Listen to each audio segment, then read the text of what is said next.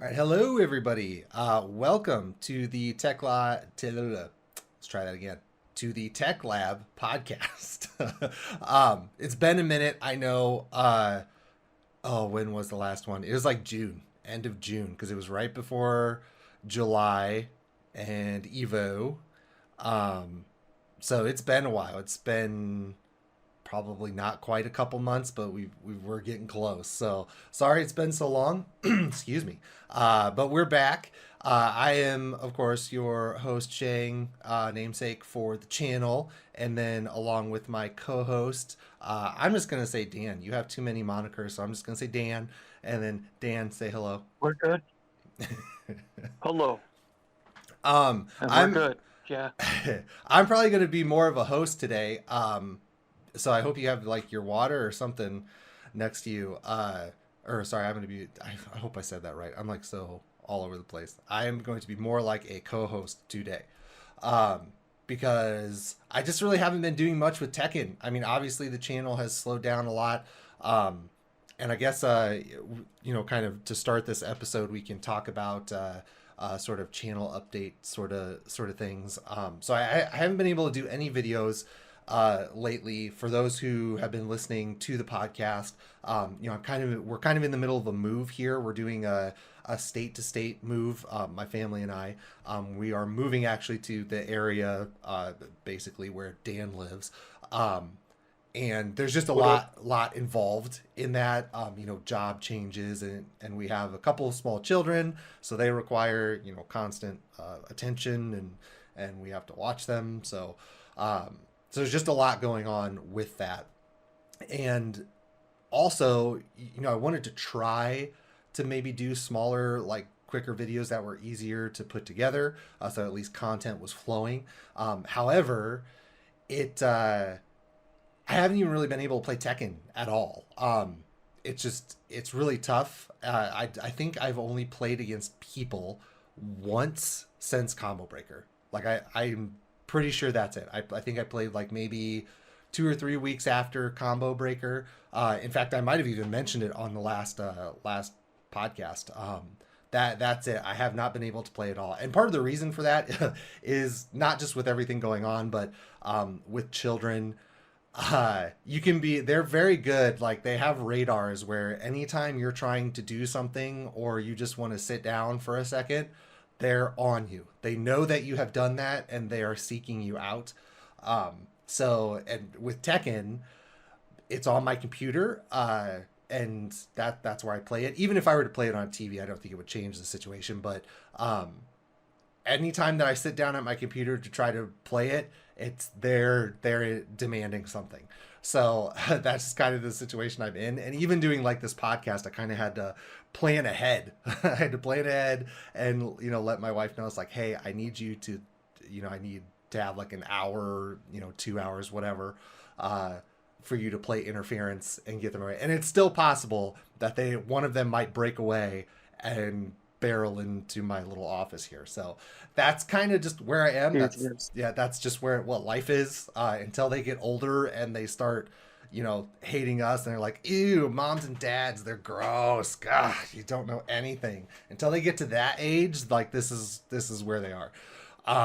So my hope is that, especially after we move, that time will open up a little bit. Because there's just like a lot of weird things going on right now that are in flux. Like for example, I'm so thankful my oldest, he's still pretty young. He's about to turn 7, but his school starts here this week, and it's going to be awesome because he's been around the house the whole day. So I can't get away from my children. Because I work from home. I don't go into an office, so I am they're around me all the time.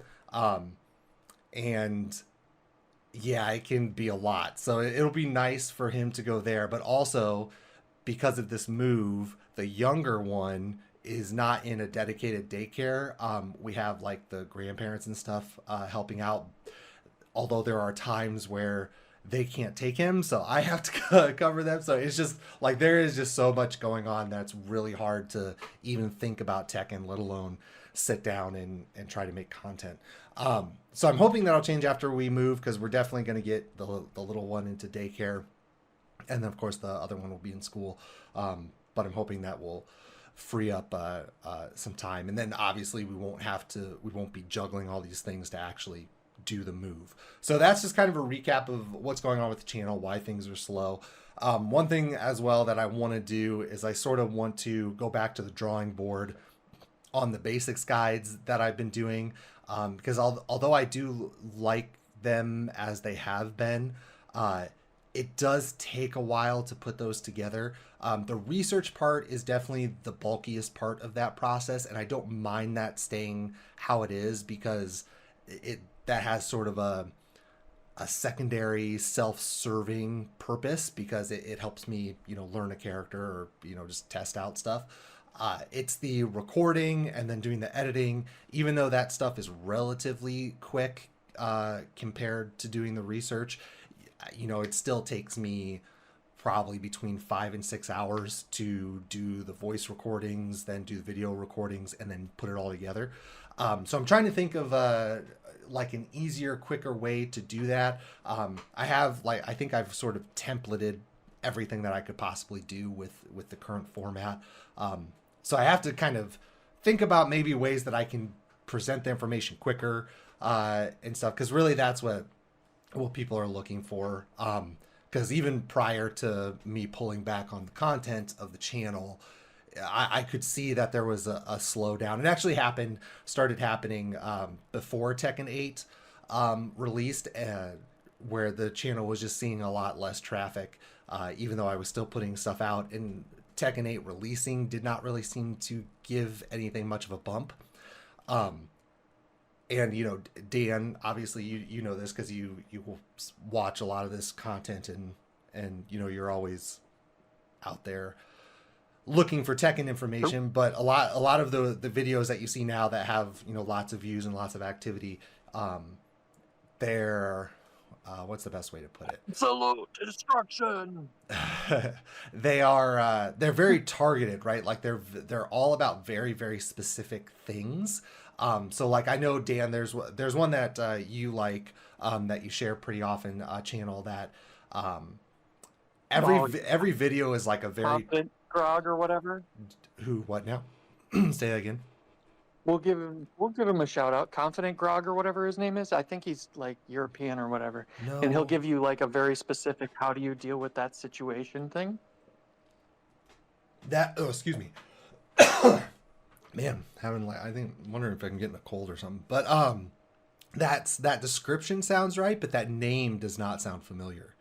I mean, he's not someone that's like already famous. I think he's like, because of Tekken 8 and his very specific videos, now he's getting more viewership. He's getting more popular. But yeah, it's great. Like, if you don't know how to deal with a certain Art of Phoenix setup, like how do you beat the most options, he'll give you the very specific, and those videos are great. Yeah, okay, maybe that is right with the name, and I'm just not remembering the name correctly. But yes, that sounds like what it is, and it's one of those things Since where I've given him a shout out, I better look at his name. I think I just found one, and it says Confident Grog. Yeah, so you're right. But it's Confident with a K, by the way, for anyone listening. But those videos, like he's essentially just recording, like he's doing just research, like he's doing testing on a specific thing, and then just presenting that in a video. And those are really good targeted videos. I don't know if he gets a lot of views on them. I know that he has on some. But yeah, I think he's picking up. Yeah, but like those, I'd like to be able to do, but there's no audio, right? It's just all text.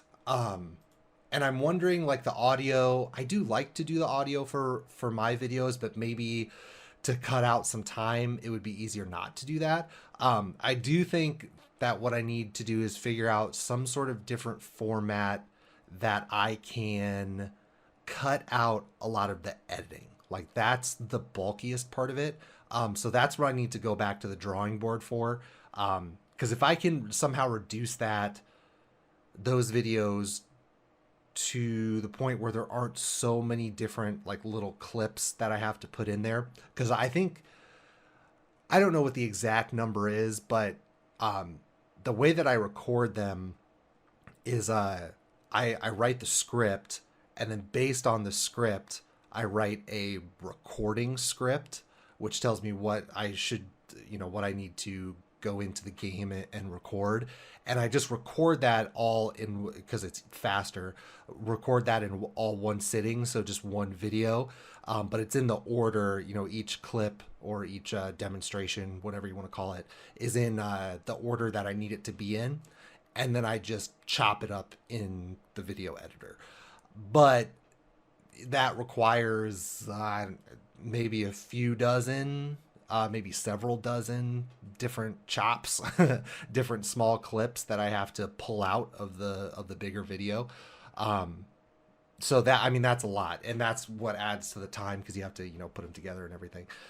So I need to like sort of reframe that, see if there's a quicker, easier way that I can put that stuff together, and then just make that process a bit more streamlined. Because if those guides, because the one thing that I'd like to do, I don't know when I'll be back into full swing, playing the game and doing all of that, but I would at the very least like to keep working on those basics guides and get one out for every character.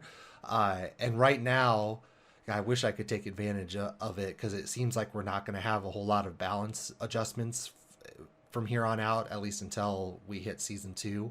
So you're talking, 6 months, if not more so.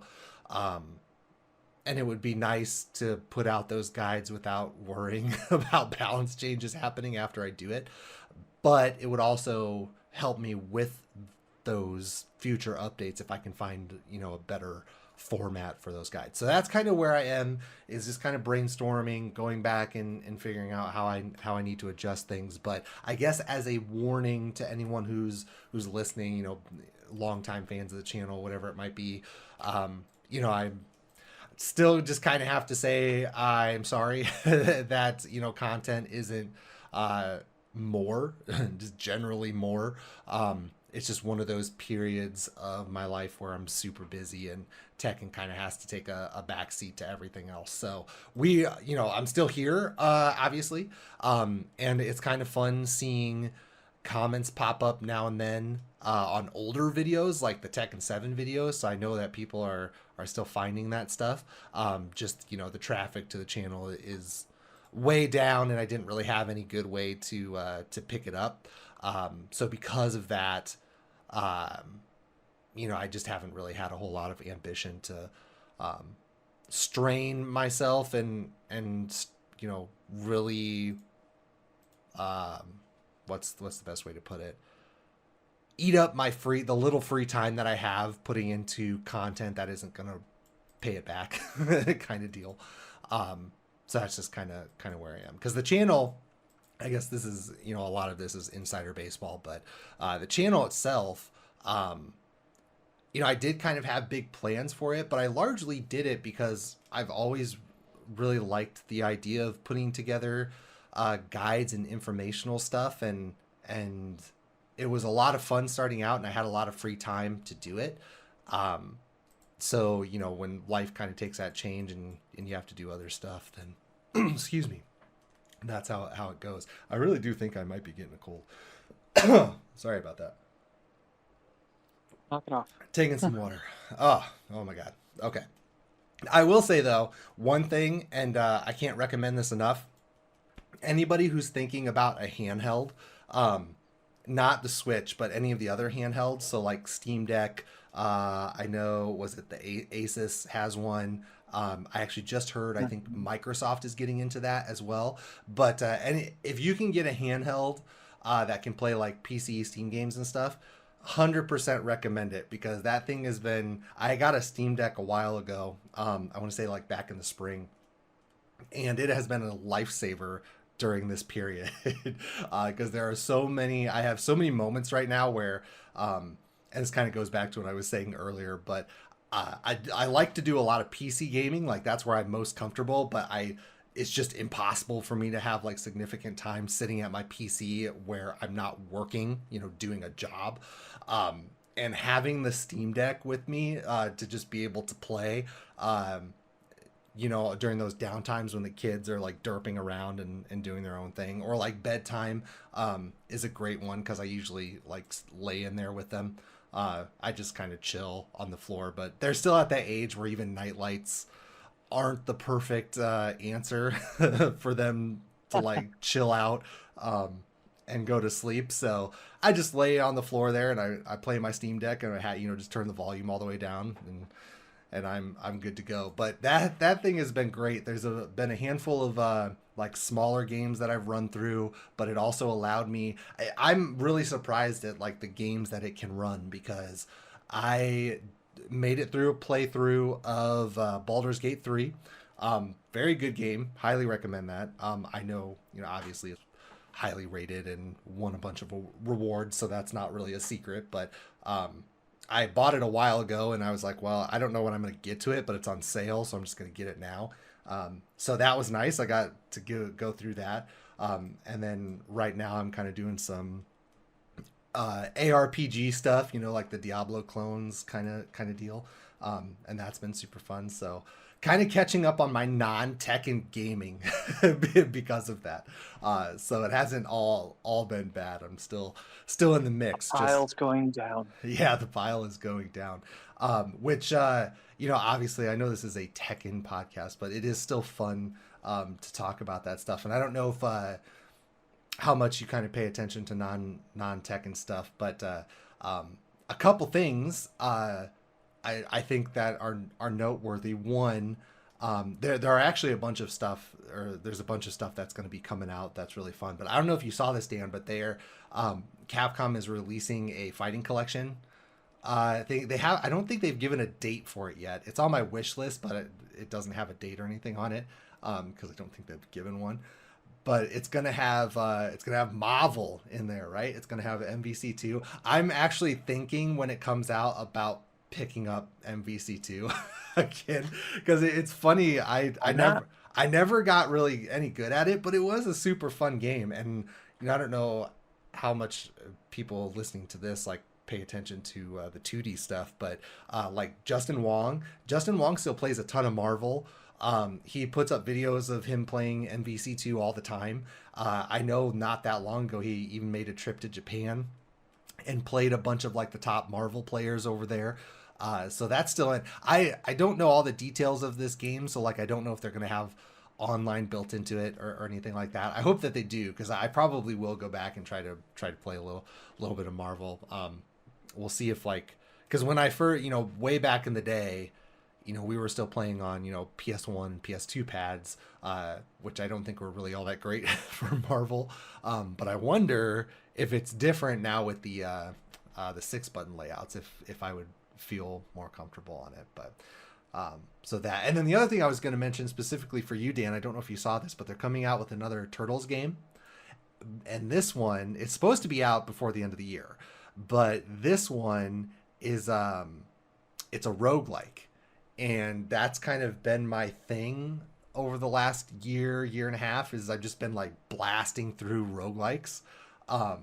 So I'm really, and it looks really fun. So I'm hoping that turns out good because I guess it's still on my list. I haven't gotten it, but I still need to do Hades. I still need to get the new Hades. I think it's still in early access, so it's not like a super rush or anything. But yeah, I love those styles of games, and it's pretty cool that they're doing a Turtles one. So I did see it. Is this the last Ronin one though? No, I don't know if the last Ronin one is the roguelike. No, it's not. I can pull up the name of it. It's called Splintered Fate. No, the last Ronin one I'm guessing is probably going to be more story centric. It's not that roguelikes can't be story centric, but I feel like that's probably going to be more of like a action single player kind of deal.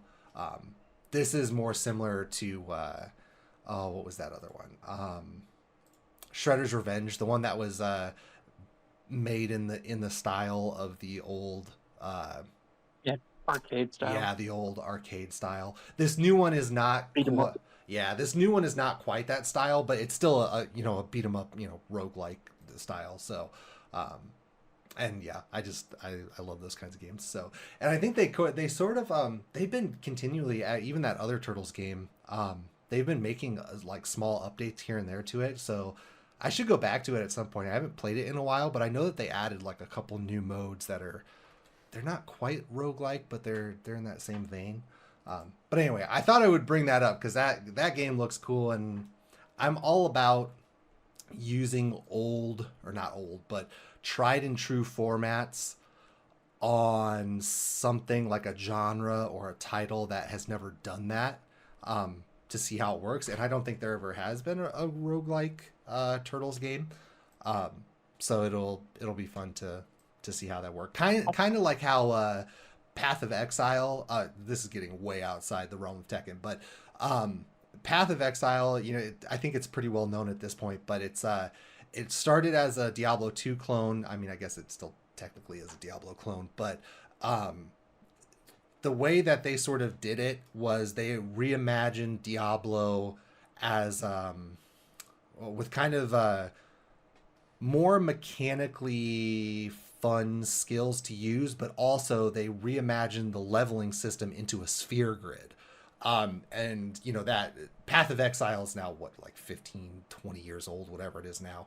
But that was like sort of like a revolutionary thing. It's like the sphere grid was certainly not revolutionary because Final Fantasy X and whoever did it, but like Mhm. putting it into a completely different genre was definitely awesome.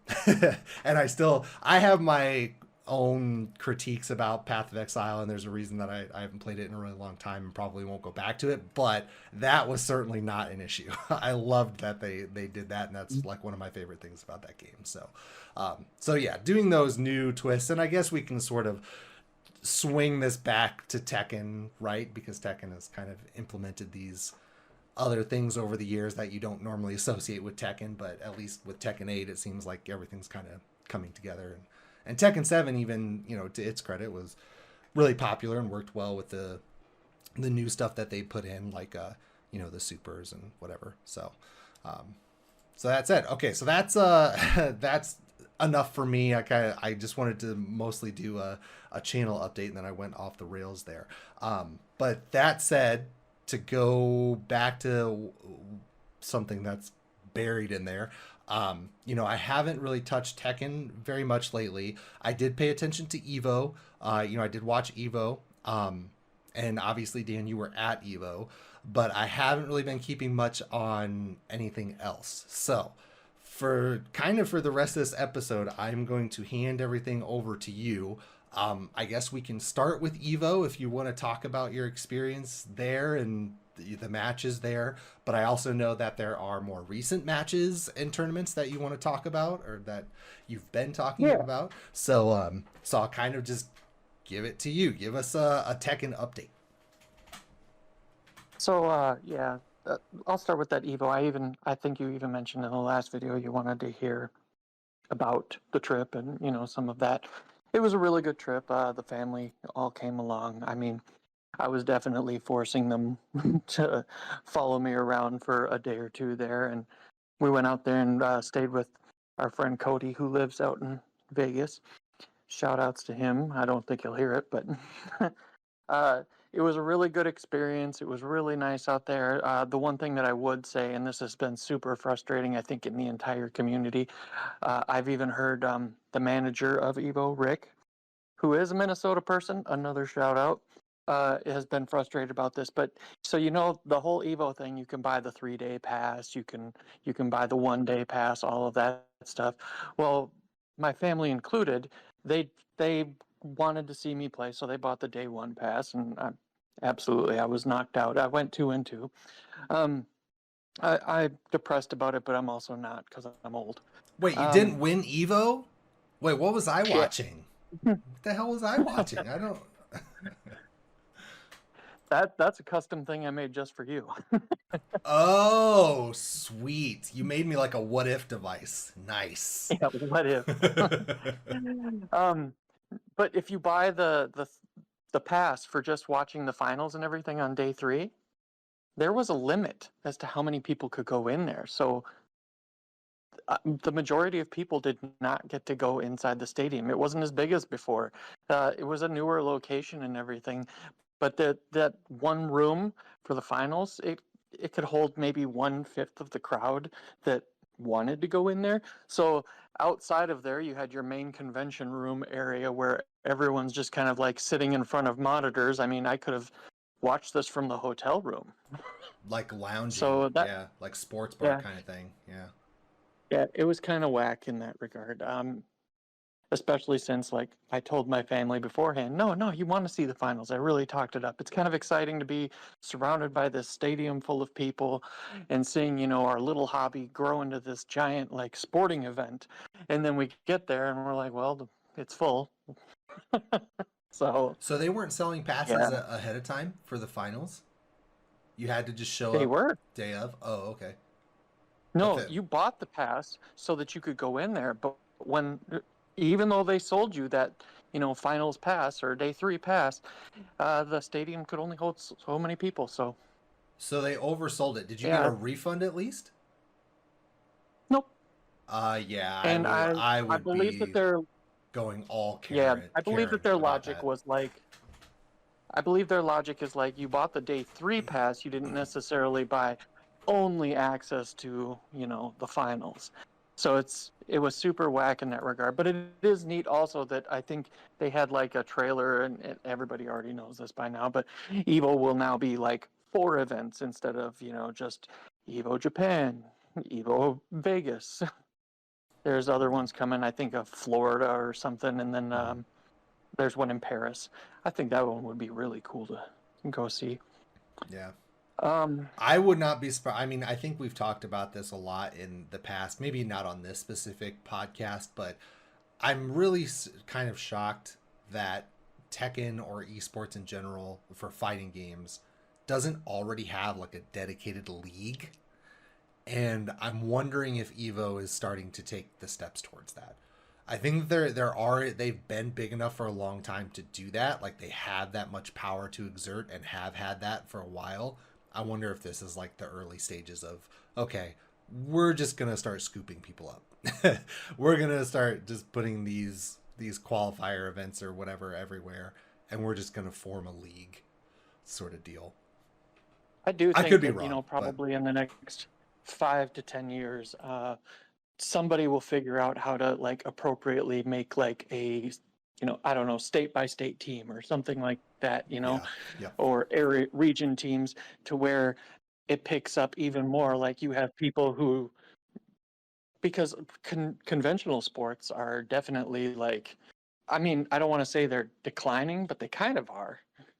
Viewership, even though it keeps going up, if you're looking at the population, I mean, people are slowly moving towards like watching their specific hobby. It doesn't have to be, video games even. They're just, I've heard Tom Brady's name for the last 30 right, years, and stuff like that kills it. You yeah. want to see new challenges, you want to see new experiences.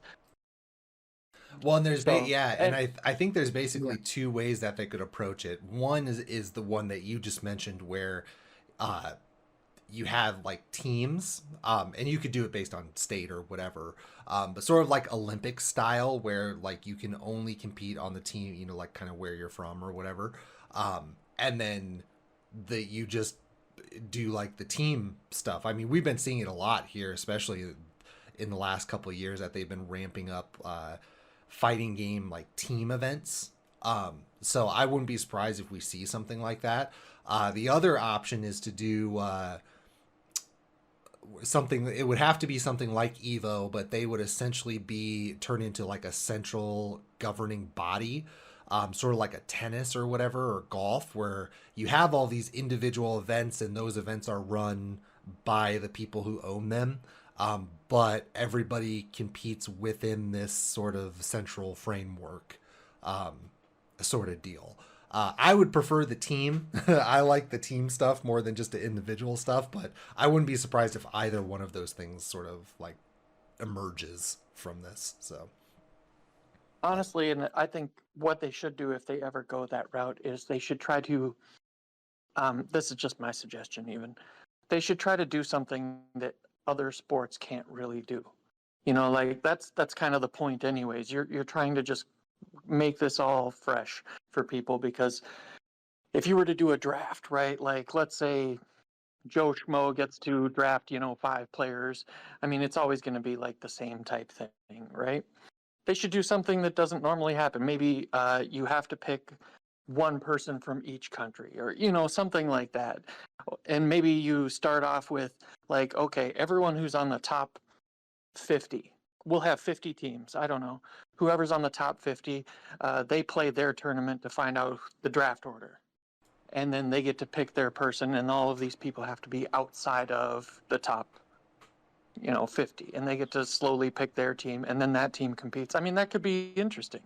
Yeah. Because So now you're also like encouraging the coaching. You're encouraging players to look outside of their box. I don't right. know. No, that's a cool twist on it, because you're essentially forcing the top players to compete against each other. Like they can't just stack their teams with each other.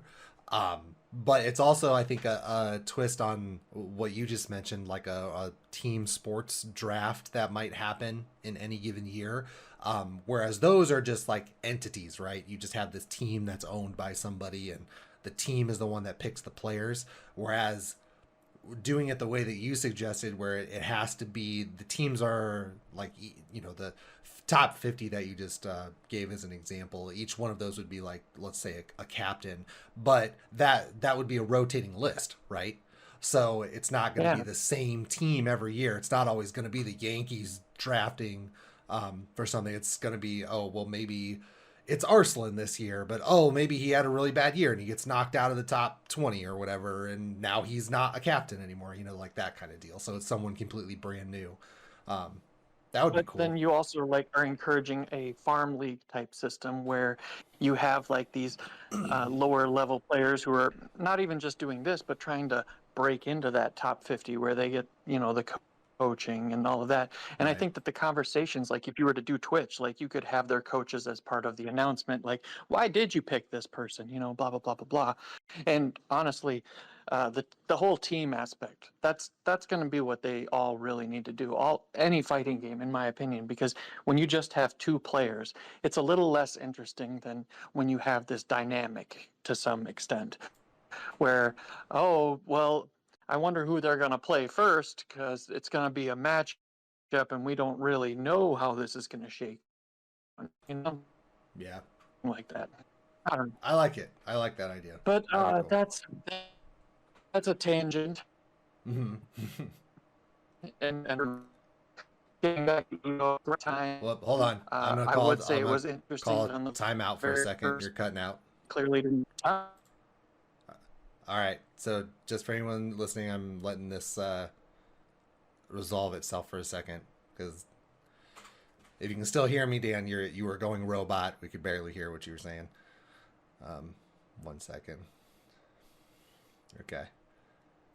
All right. You sound like you're clearer now. So let's now go back maybe like 30 seconds and start again. Okay. So, going back to Evo and everything, it was a really fun time. It was a great experience. I cannot even, like, as much as I talk about that third day thing, I don't want to soil on it. I think Rick, of course, did a great job.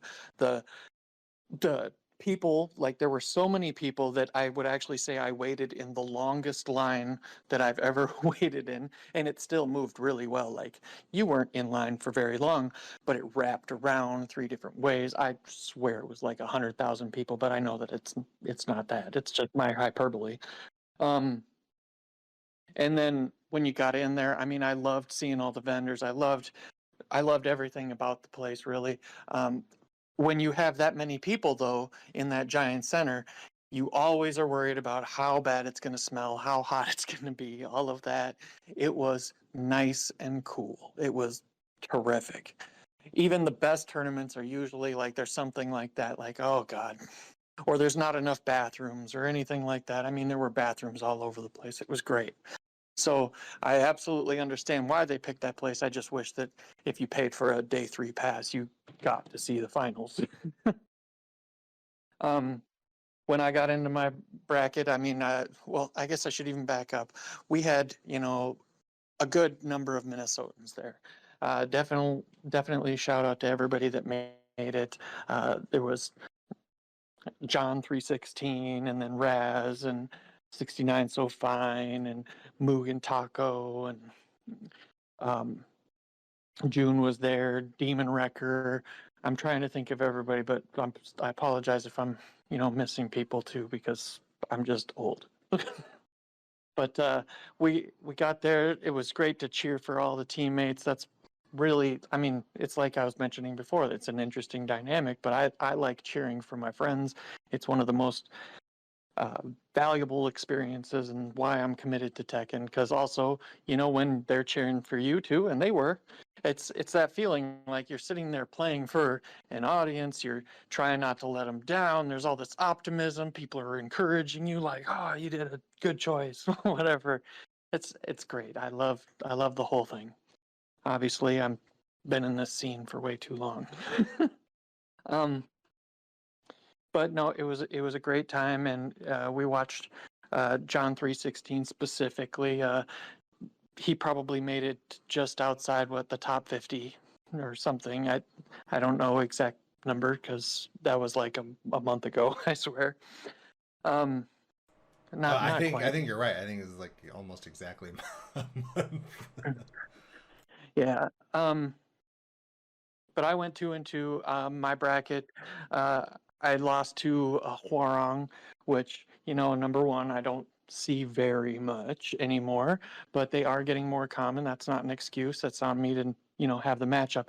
What I will say, though, is I had great notes. So anybody who's listening and they hear the advice that I'm giving, I'm going to extra tout my own ability still to have the knowledge, because the notes were great. It's just like I would sidestep a flamingo launcher, and because my hands move sometimes faster than my brain, I would launch a little bit too early and then eat the hit or something, like that.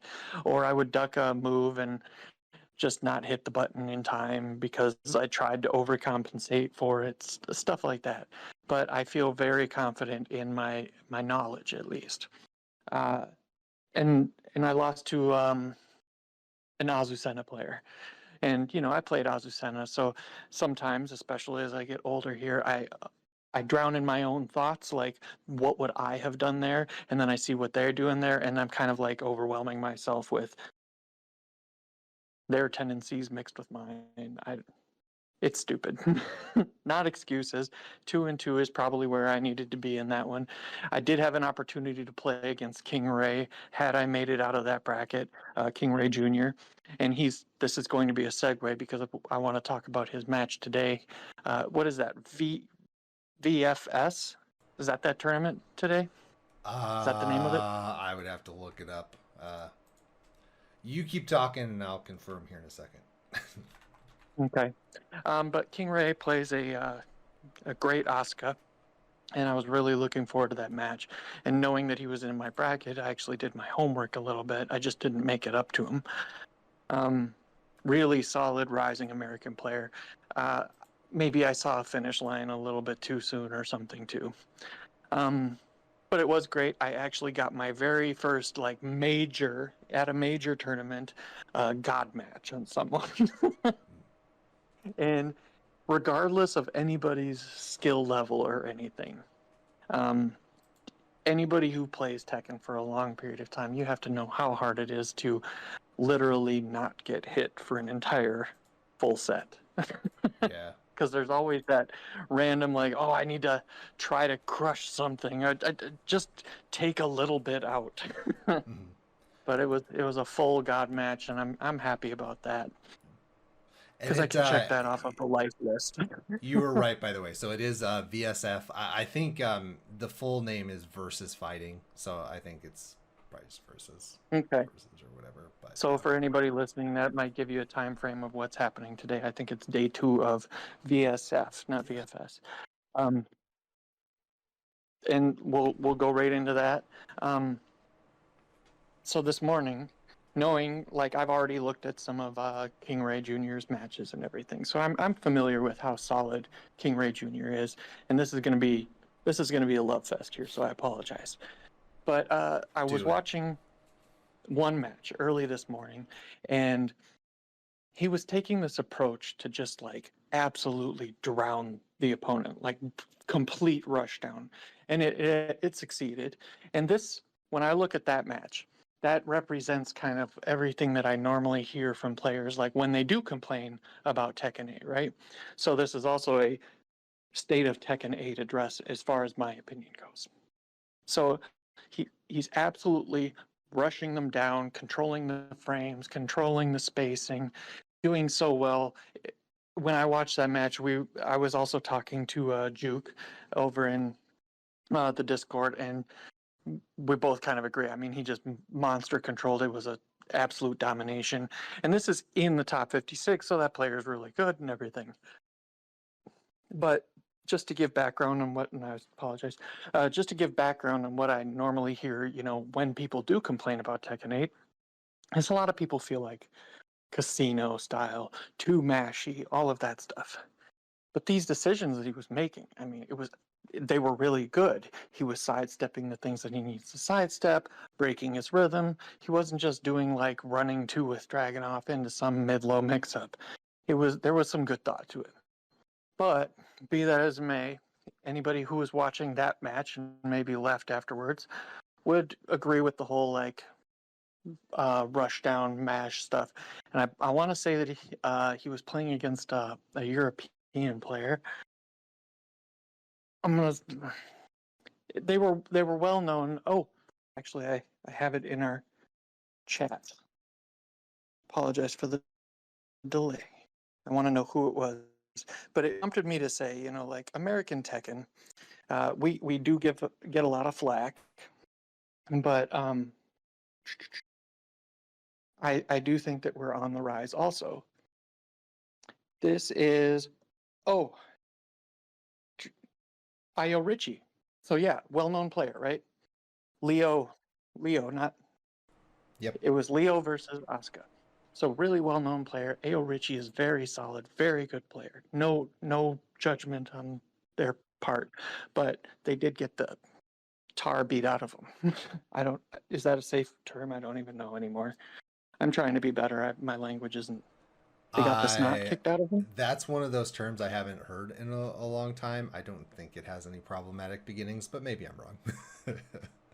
Well, as soon as I said it, I'm like, oh, that very well could be. And I had another just to term like that. clarify, I don't. So when you say up and comer or like U.S., sorry, you're referring to King Ray, right? Yeah, King Okay. Ray Jr. is a. Okay, I because mean, I he's just been wanted to around a clarify while. because Io Ritchie he's a UK player, so I just wanted to, for anyone who Yeah, somehow doesn't know who Io Ritchie is. Ao Ritchie, solid, well-established Mm-hmm. Leo player from the UK, and King Ray Jr. has been around for a while. It's not like a dark horse that came out of nowhere and got lucky and everything. He's been doing this stuff for a while, but I do think that with the balance in Tekken 8, that like it's weird to see Asuka rushing someone down, right? For decades, Asuka is the one that has to dodge and has to get out of the way and use these panic buttons and all of this stuff.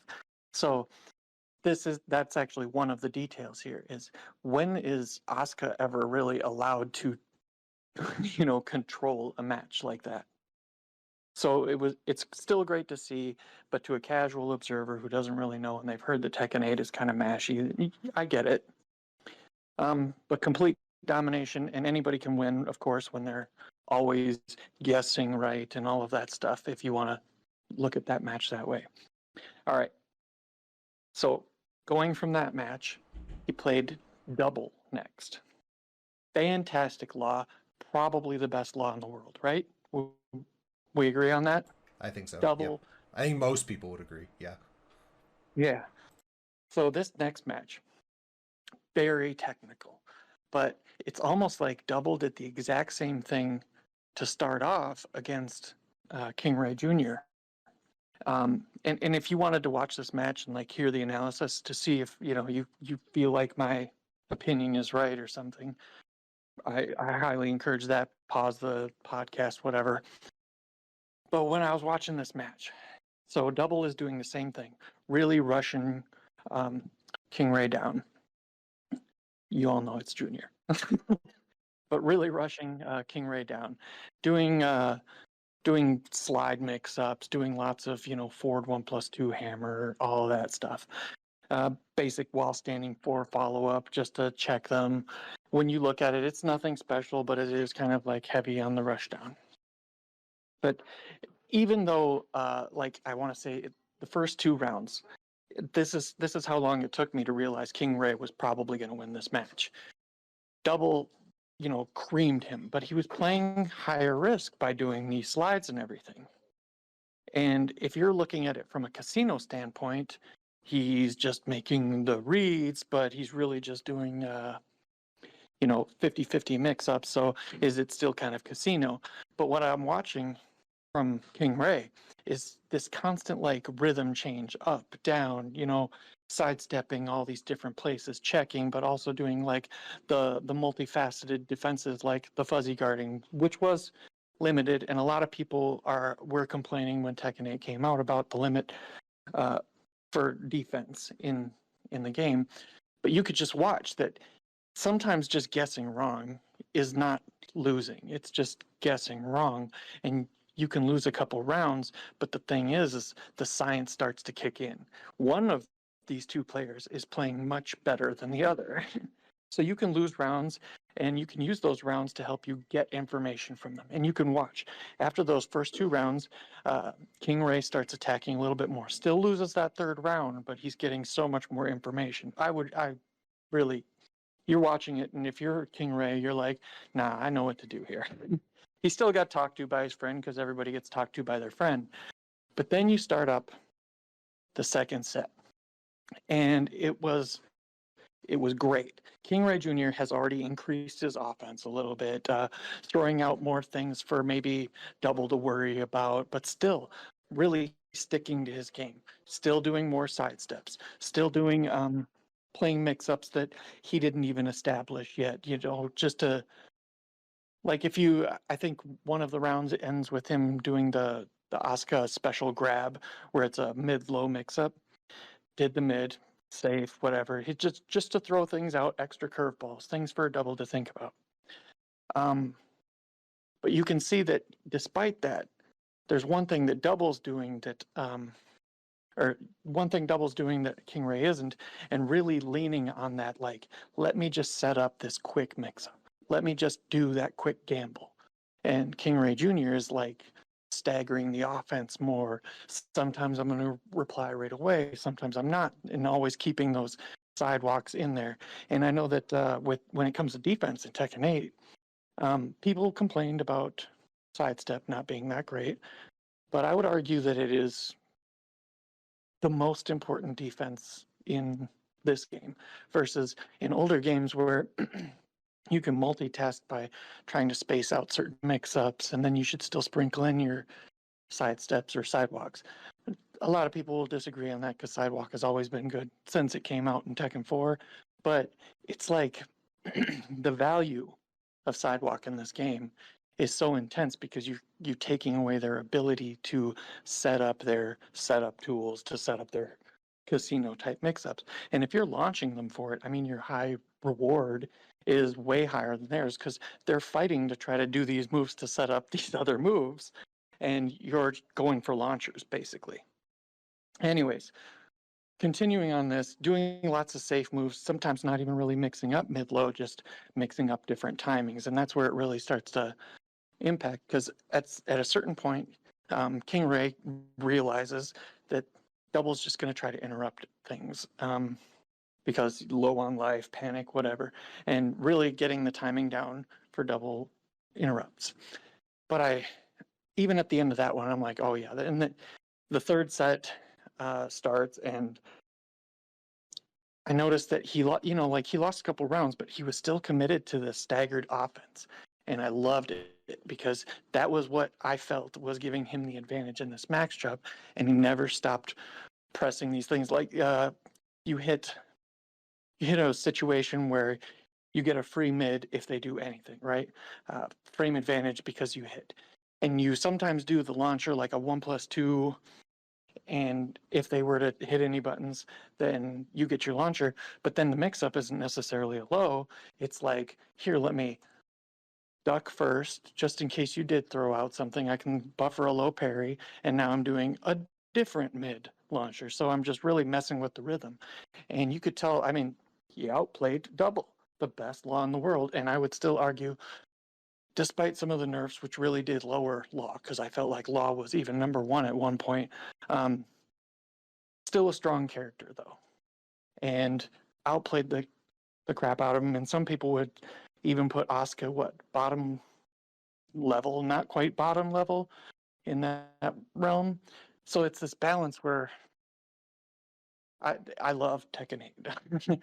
you can hit more buttons, but the difference is now people have to make their choices much faster. So you can actually get away with setup into setup into setup. People are stopping their wall combos where they're getting better Oki more than they ever did. So you're really only going for your max wall damage when you think it might kill, or you need that kind of damage. You can watch Arslan even in that set with Atif, but from Evo, Arslan's not really going for the max damage on those walls. He's going for those setups where they have to back roll, otherwise they're giving up free hits on the ground. Oki is playing such a more specific role in this game than it did before. So you have all of these, like, yeah, you can do a casino wherever, but if you want that long-term success, I mean, you might have to build in more of your game plan where you're getting the reward, but you're also getting the more options so that you can keep control. You don't have to take a big risk. It's very flipped, but I love that people have to make these decisions faster now, because some characters before, you could say that with everyone getting more strong lows, right? Or more pressure moves, these things still existed, and it's kind of the problem with Mishimas in the game, where it kind of they get to approach all day long, and they get to play this three-way mix-up. Electric to try to beat interrupts, Hell Sweep if someone's going to turtle, different safe mids that they can abuse based on the context of the situation. But it's like everybody kind of gets that now, and you get to play those mix-ups. And a lot of people are getting wrapped up in the 50-50 mid-low type thing, but it's interrupt, not interrupt. Maintain pressure. It's so interesting. I don't know. When you play this game for so long, you get kind of tired of, oh, you're super good with Kazuya with your Hell Sweep Vortex. Yeah, you know? And your constant electrics. Oh, I you ran myself. practiced those, did ya? Yeah, and then they can't punish or they can't space. But they're great with their 14 frame electric, or 13 frame if you're Kazuya. Yeah, that's But funniest. there is so much more thought, and it's funny because like your average, lower level player, they might just focus on the damage and not necessarily the control. So there is that element of skill just across the board.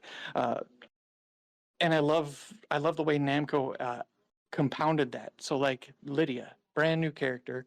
I was actually the first person to play with Lydia at Evo. I know that people have played before then, but just outing myself here.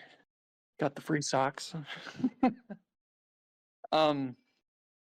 Lydia has while standing 1-4. It's as her 13 frame while standing Punisher.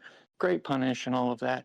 But she also has the option of doing while standing 1-2, which is this huge plus frame, and she's in a stance already type situation where I'm pretty sure if you were to even mash a low jab there, the high tracking move would beat it. I probably even missed thinking about it, but you have a lot of frames, you get this really strong thing.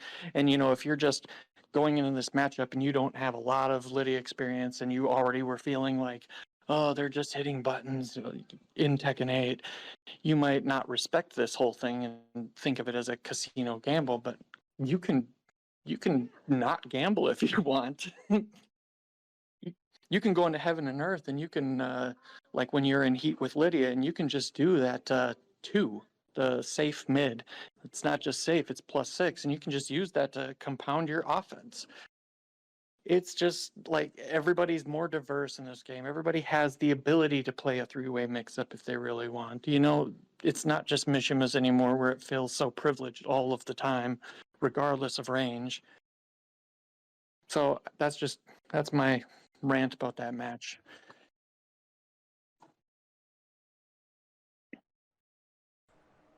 Well, Talked so so fast that's and so the much that I run out of breath. yeah. No, hey, take a break. You've been talking for a while. And so this is all everything that you've been kind of talking about. That's all from versus fighting, right? I don't think you. I mean, you mostly were just talking about those couple of Ray matches, but um, yeah. Well, yeah, that watching that match, like if you really analyze King Ray's level of thinking versus even what Double's thinking, or like if you really like a take an observer's point of view, just how is this match going and what do you think is going to happen next? I mean, Mm, that's where I went with this, but then it gave me like, this is the quintessential match of how Tekken 8 is evolving. People are figuring out how to play Tekken 8 instead of just the older Tekkens. mm, And I know when the game first started, there was definitely a lot of whining by people who didn't like the more pro rush down take on the game, but it just got to be too homogenized where like, oh, I'm fighting Nina and I can just backdash and duck. you know, yeah. if she wants to hit me mid, she's going to have to do a launch punishable move. Yeah. And it's not that way anymore. People were given the tools to help balance their offense out. The game is so unbelievably balanced that the universally accepted lowest tier character in the game, Panda, Mm, is, I mean, you can lose to Panda really easy playing Dragonoff. Panda has great mix-ups. Like when she's in heat, she can roll into the special double kicks and mix that up with the high guard crush that gives her free hits. She gets free butts off of like everything. mm, Huge wall damage, the best wall damage in the game. Um, Counter hit confirmable, down forward 1-2, 1+2 into the butt. Everybody is so good in the game. right. I think that's my thing is that it's not. It's almost. Man, what's the way to how to put this? So part of the reason that games like, and I guess this is we're just staying within the realm of Tekken here, but that like tag because a lot of people will go back and look at how unbalanced certain things were like tag 1 and 5.0, but without being there it's hard to understand how fun games can be like that when so many characters have options and so many characters. I mean, granted, there were a little bit of exceptions. So like 5.0, Steve was undisputed top tier, but or the best in the game. But there were a bunch of other characters that had really cheesy stuff. And with Tag 1, it was the same sort of deal. You still had like the same, what, let's call it 12-ish characters kind of dominating everything, but that's still a lot of characters that have viability. And because it was a tag game, if as long as you picked one of them, you could kind of do whatever you wanted with that second character. But what I like with Tekken 8 is like it feels like we've kind of gotten back to that.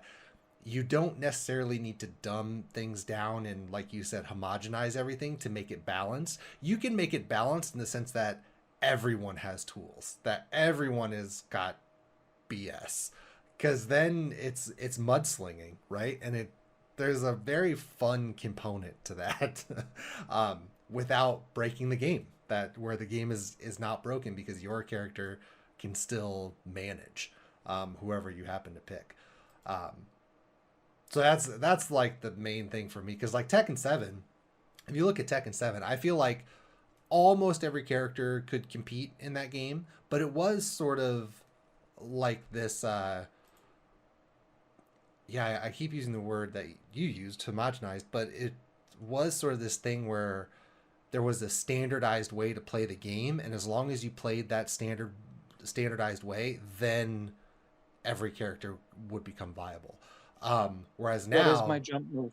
What yeah, is my right, high crush moves? yep, Generic exactly. stuff like that. Yeah. So, but Tekken 8 is pulled away from that a little bit, where now everybody has their own little twist on how they're playing the game.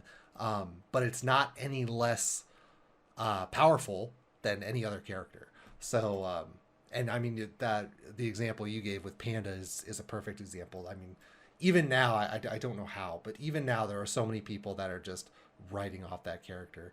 And I'm sure it's largely because just a lot of people don't play that character. But It takes a different train of thought than playing, yeah, Jin. yeah.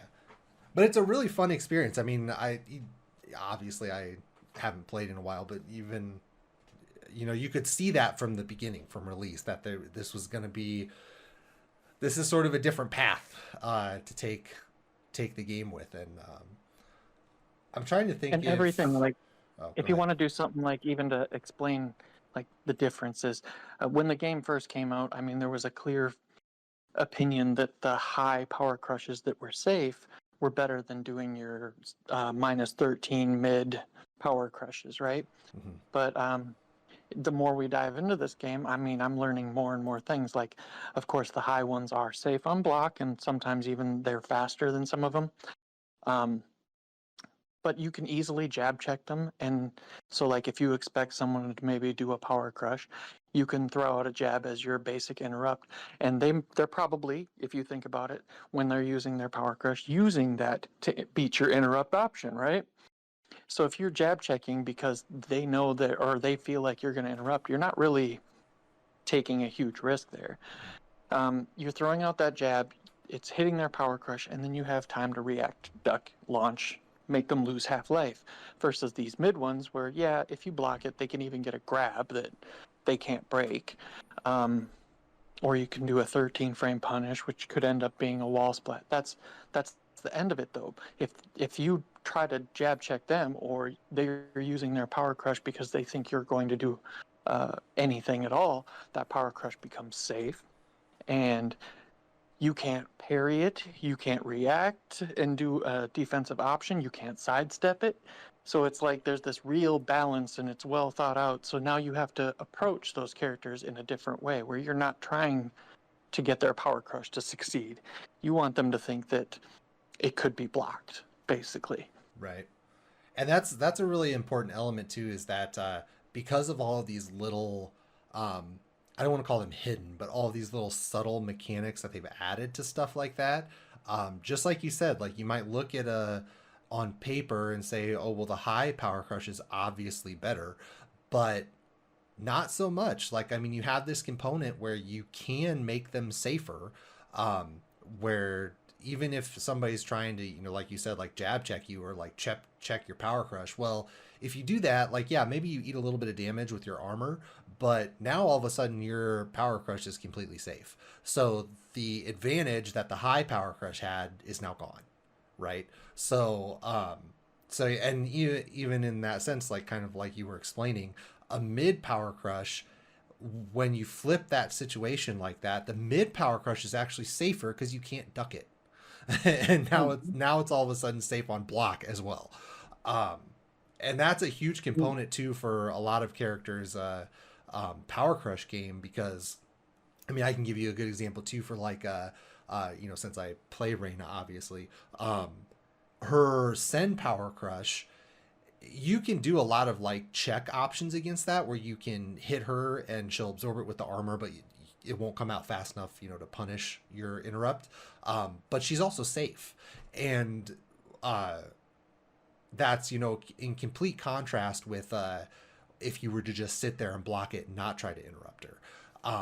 And that's a really important feature for her, because if there's like a timing miss or something on her part, she's not going to get blown up. Like the risk is still greatly reduced in that situation for her, which makes that power crush even more valuable. So yeah, there's all these little subtle things, and I think you're spot on. Like, in to be clear, that's not diminishing the power of those high power crushes. I mean, they've already, Yeah, they're still great. yeah, they've had to nerf some of them, right? I mean, the Victor one is a prime example. They nerfed that.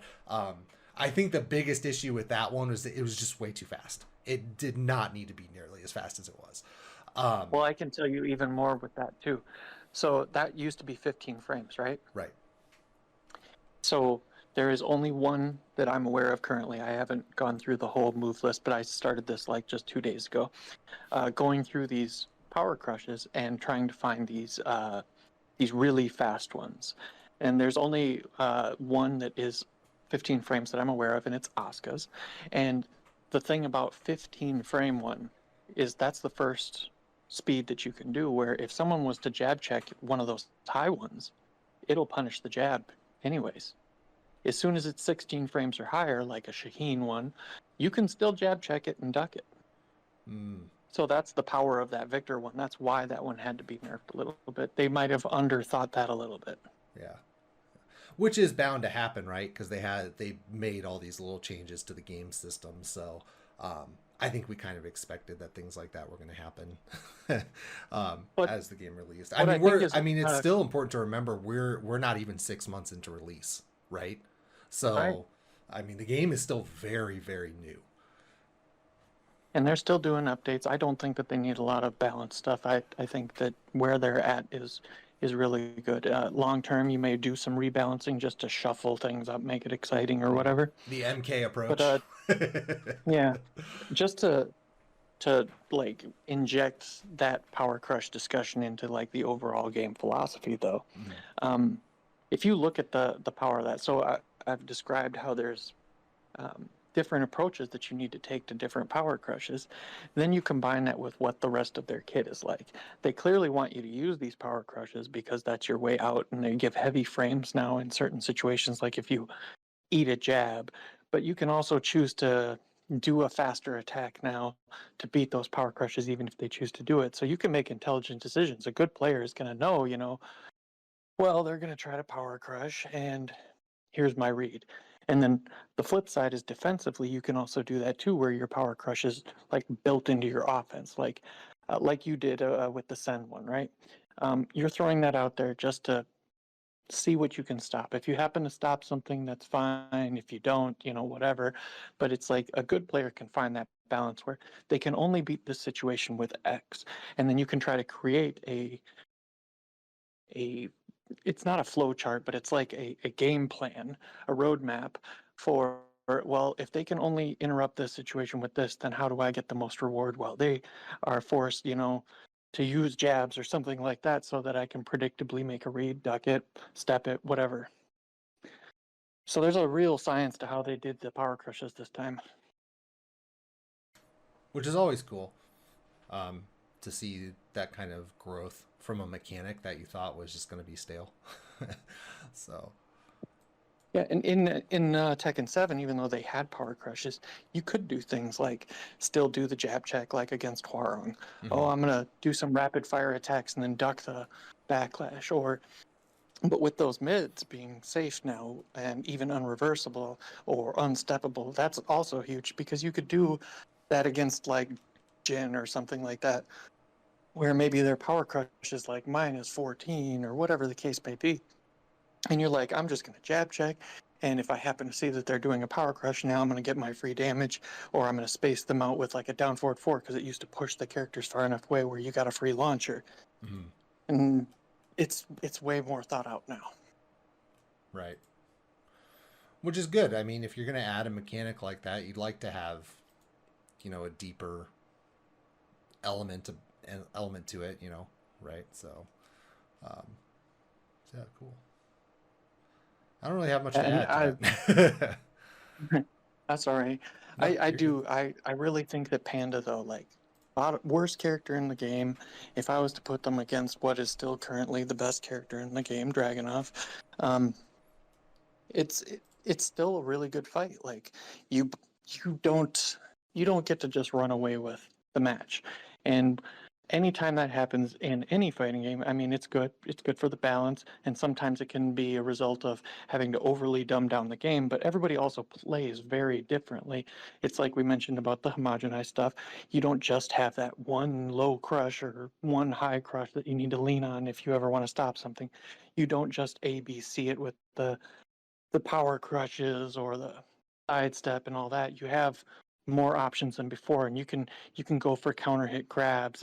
It's just a better game plan, and if you need frames, everyone is more able to get frames than ever before. Everyone is able to sustain their own offense, play a spacing game, choose to do a mix-up game, use the mix-up game to help create that blender. So if they're feeling more casino-y or something like that, and you think that you can just try to get out of it with some hop kick that's going to save your life, I mean, good luck. Yeah. Well, and it's clear too that Namco. So I don't know how much you know about the new Street Fighter, but so they implemented this new. I'm pretty sure it's new. I don't think it was in anywhere prior, but they implemented this new mechanic called burnout. Mm-hmm. So when that happens, for anyone who doesn't play Street Fighter, I'm not a big Street Fighter buff, so I just kind of happen to know this as a casual observer. But when you enter burnout, you have a meter that gets exhausted, and then it has to kind of refresh after a time. And during that refresh period, that's the burnout period, and your frames change, like frames on everything, like changes when you're in that, and that's the disadvantage of getting into burnout. Tekken, who knows if they saw Street Fighter and decide? I doubt that they did, but they sort of were looking at the same thing. We're like, okay, what can we inject into the system that will give us these different scenarios where you can't play standard because the situation is going to change on you, not just from a positional perspective, Frame. like yeah, or like where you are on in the stage or whatever, but from a completely like frame, your moves are not working as you thought as they normally would, sort of deal. um and Tekken has taken that and used, things like we've been talking about with the power crush, but like the whole heat system, like that's designed to completely turn everything upside down. It's like, oh, okay, this move that we were using in this one way before, not only can we not use it that way anymore, but it's going to create a completely different situation now. And I think that's the sort of like an evolution that fighting games are going through right now, is that they're figuring out these ways to inject very, what's the word, like manufactured chaos into the middle of a round, where Yeah. it's not so bad that you can't predict what's going to happen, but you are now shifting in a moment's notice to a completely different game, like style of game. Yeah. It's So like it's not like a in smash older games you random, do something right? like Yeah. that's exactly what I was going to say. The Yeah, it's random slip. yeah, it's not like Smash Brothers random shit. It's like it's a very controlled chaos, and it's really cool. It's a really cool way to approach fighting games, and I know you are obviously a huge fan of depth and like trying to like dig deeper and find all these hidden scenarios and everything, and I think that helps, and I think it A person who's benefits the willing to do that can yeah. take advantage of these things better than someone who isn't. Yeah. I also That's think what's important. that it lends directly to the longevity of the game too, right? Because the game is never going to be stale, because you never know when these situations are going to pop up. And that's the cool thing, like both with Burnout and with Heat and all this other stuff, is that it's activated by the player, but the player is, even if you can quote unquote predict a player, or a player has style or whatever, human beings are unpredictable by nature, at least in like this micro sense. So even though that someone's going to use heat during the match, like you can predict that, you don't know exactly when it's going to happen. So the situation is always fluid, and it's um, almost like a chess match, in the sense that you kind of know what the beginnings are always going to be, but once you get X amount of moves into the match, then it blows open the door. Then you have infinite amount of possibilities, and you have no way to know which route that it's going to take. And Well, that's And I'm that's going to kind of curious. piggyback on Yeah. your thing because you didn't even know I was going to go this way. And Okay. it's funny, like if someone wanted to rewind and hear what you just said, you didn't even know I was thinking this, but a, a new example of that would be Lydia. And Hmm. you might not know because you haven't been able to play as much, I've looked at her. I went but through her move list and stuff, so I'm a little bit but there. one of the deeper layers to her whole game is she has these moves that like go automatically into stance, right? Hmm. So you can get very like if you're someone who's trying to defend Lydia, you can very much get into this like fuzzy guarding type thing where if you block, X, Y, Z, then you should do this to beat most of the options, right? Hmm. Um, but with the way that they give this modified situation, like you described, when she goes into heat, she always has the option to go into heaven and earth on some of these. So you can do like she has a low sweep out of cat stance. It's a counter hit launcher. But if you block it, she's forced into stance. So people can go for a launcher or they can try to go for, some kind of check option like a while standing four. That's traditionally how Tekken would work, right? You block this move and you want to do like a check where they can't, they can't continue their offense. And then hopefully down the line, you can go for a rhythm mix up or something like that. Well, with Lydia's advanced possibilities, she has the option to do that sweep and then immediately cancel that stance into heaven and earth. And heaven and earth auto parries. Hmm. So there's actually nothing free off of that sweep when you're in heat. But normally you can get a full launcher. The mix up to this, so first off, you have that advanced option. You're a smart Lydia player. You want to check them a little bit with some knowledge that they might not know. Because as soon as she parries it, you get a free heaven and earth mix up, which is just out of this world good. Um, but as a defender, if you're really experienced and you have a basic idea of how good this Lydia player is, and you think that they're going to try to do that heaven and earth cancel on you, you can go for the grab. Heaven and earth is a parry. Hmm. They can't break it. So you have this other chess match, just like you've mentioned, that I don't know if you know how to play it. I don't know if you know how to play it. Yeah. Which, yeah, Sorry. and no, that's awesome, and it creates really fun scenarios too, because she's by no means the only character that has that, right? So like you were talking about Double and Law, and Law is kind of a popular character, so he's everywhere. But when he's in heat, his DSS turns into a parry again, so you can grab it, whereas you wouldn't be able to when he is not in heat. So like there are other examples of that too throughout the game, which is really really neat. But And yeah, it's not even totally homogenized because you yeah, might not always be able to play the same type of extra chess match that another character needs you to play. yeah, yeah. And those situations are really fun too because they just create completely change the dynamic of that interaction. Because like even using that Law example, he doesn't have to go to DSS, right?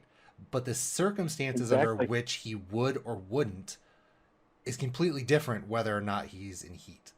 So maybe you're looking, you're trying to gauge what your opponent is doing, and you're playing a Law player, and you're like, okay, he likes to do this DSS option off of this. Well, now he's in heat. Maybe he doesn't do that anymore, even though he has And then the from Law's more. standpoint, Yeah, he doesn't have to be stuck doing the same follow ups because he's used to them doing certain checks. yeah, Now he has new options. yeah. It's cool. It's a really fun way to play the game. It's really fun to have the game be played that way. So, be designed that way. Um, Cool. All right. Did you have anything else to add to that? Was there more to that? No, and I'm sorry to interrupt. I was just like, No, you're I fine. need to put It's this a in at fun. this moment. It sounds good. No, it's a fun conversation, and I think to kind of go what you some not just on this podcast, but something that you like continually say over and over again is people have certain critiques of Tekken 8 because like you said it feels mashy or whatever, but it's an extremely fun game, and it's a lot more balanced than people think, but it's just not balanced in the way that we're used to for Tekken. Um, And and I, I, I would even throw in that I objectively think that Tekken 8 is a better game than 7. yeah, I don't and say objectively because I would be able to defend my case. I mean, I'm kind of making it a little bit here, but right, and sorry. I wouldn't disagree with that either. I mean, I think part of the reason that Tekken 7 was so good is that, or that people liked it, is because it sort of took us back to like an older style Tekken, which a lot of people like, and sort of standardized a lot of things, while at the same time giving us a little bit more of newer stuff that's still fun, but just more sprinkling it through. So like the rage drives and things like that, and guest characters. You know, that's a new thing for Tekken. So I think there was like enough new there to pique people's interests while at the same time keeping Tekken, quote unquote. Whereas Tekken 8 is just brand new. Like they're bringing so much new to the table, but they've clearly thought a lot about like how these systems are supposed to work together and where they were wanted to take the game. And it seems to be working. So people are going to complain because you're always going to have people that complain about stuff. But, you know, I think that they've been pretty good with the balance adjustments that they've done. And things are, running smoothly with the game. And I would not disagree with you. I do think that if for no other reason that there's just so much new going on, and it's a game that's a lot more active. So you just feel like you're doing more. It's Combos better. aren't the same. Yeah, it's You better have like better more in that respect. reduction. Yeah. So it's cool. There's reasons to do the Oki. Yeah. Yeah, I think there's a everything. lot of upward mobility for this game. Like even though it is, I think, still popular and people like it. I think like it's still trending up, and as more people kind of discover these other layers to it and how things are interacting. And I think one of the biggest things too, with unlike almost every other Tekken that has come before it, is that even though it seems like a more chaotic game because there's more you can do, you have a meter and you have all this other stuff. I think that it feels to newer players like more intuitive. Like they get it, even though they might not be understanding how the layers work. And they might not understand frames. Maybe they're not doing proper combos or whatever. But the game just flows in a way that I think new players like. They just kind of understand what they're supposed to be More doing. common sense. Yeah. So it might not be optimal, but they at least understand what they should be focusing on and like where, like being able to push buttons and Ooh. have things happen, right? Because like it's especially in old Tekkens, it's been so easy if you were an experienced player to just completely lock down a new player because of that frame knowledge and just understanding how the system works in general. And I don't think that you can do that anymore. I think that it's totally possible.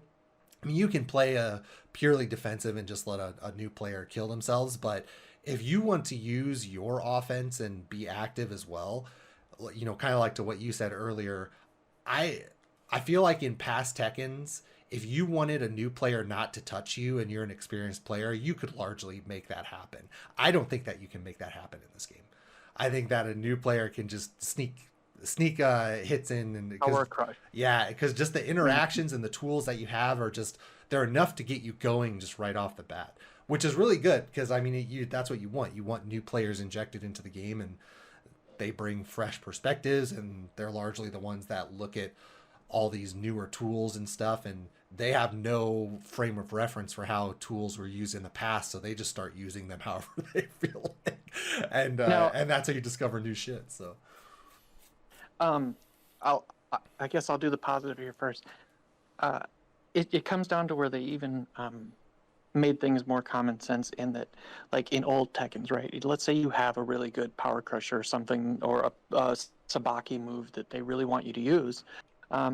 But someone could force you into crouch where you might not have that option, or maybe you blocked a move where you wanted to do a grab or something, but you don't have a 1+2 grab to use, from crouch.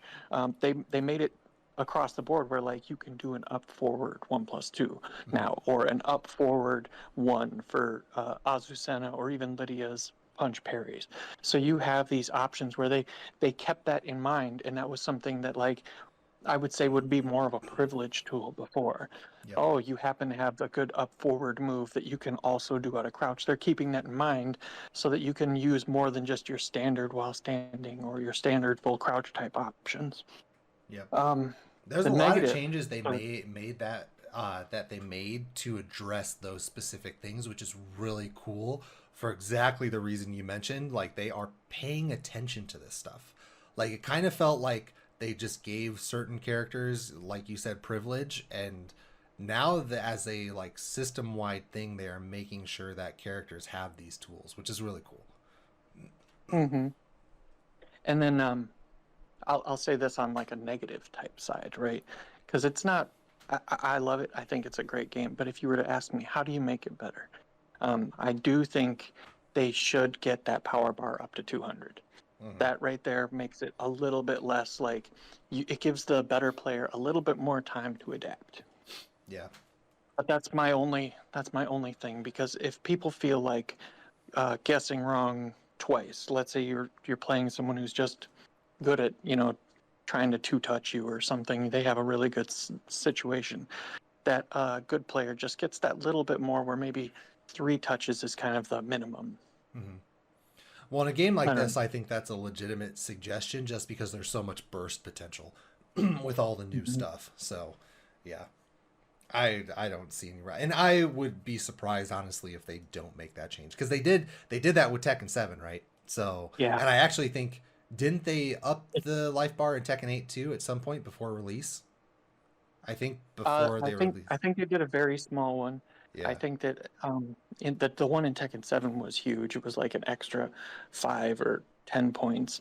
But we're only, a couple points away now. It's like 186 or something like that Mm-hmm. is the power bar. So Yeah. just give it that little bit extra.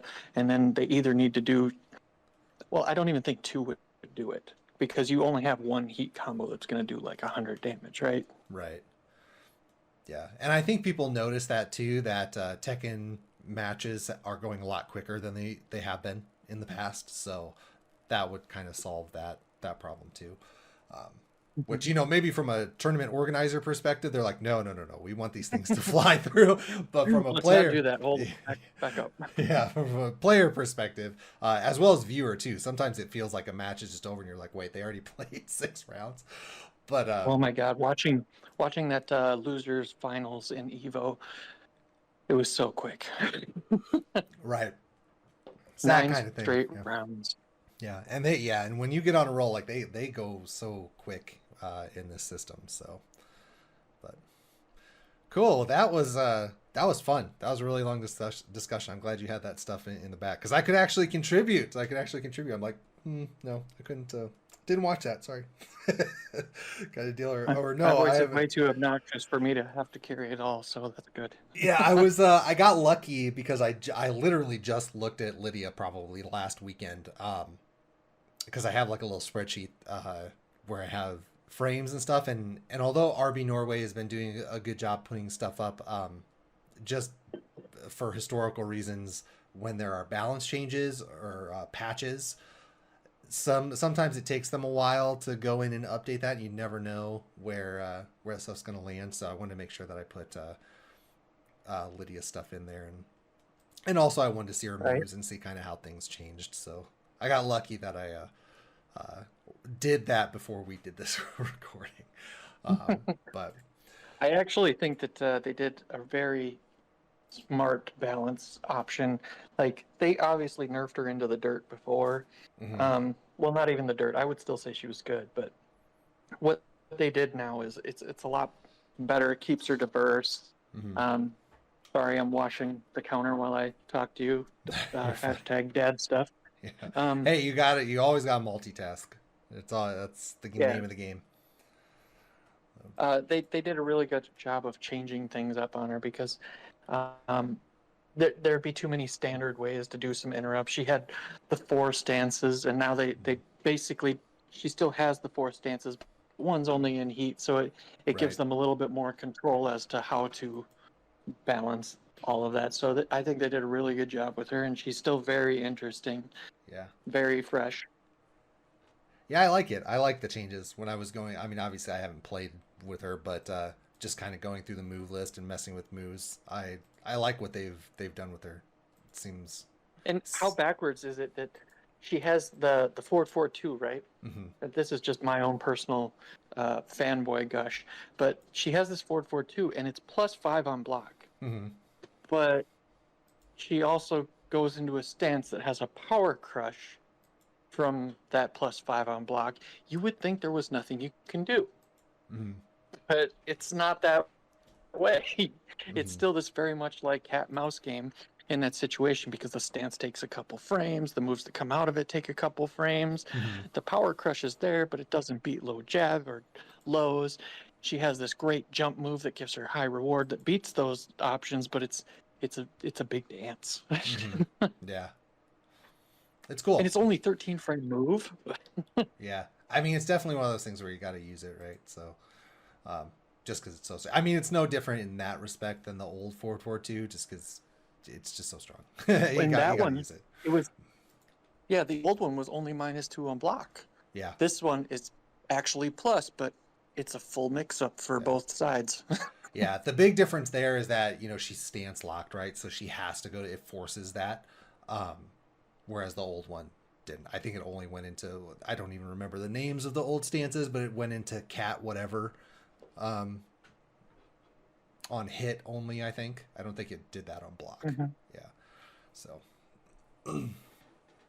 But I know she can. Maybe she can. I don't know. Maybe she can cancel. I know she has the jump back cancel from her stances, but I know that she has a couple She where has she just options. doesn't have to go to stance. But I don't think forward 2 is one of them. I'd have to go No, back and check. she has to go into stance. In fact, to beat the low jab, you have to kind of take a defensive or hard read option.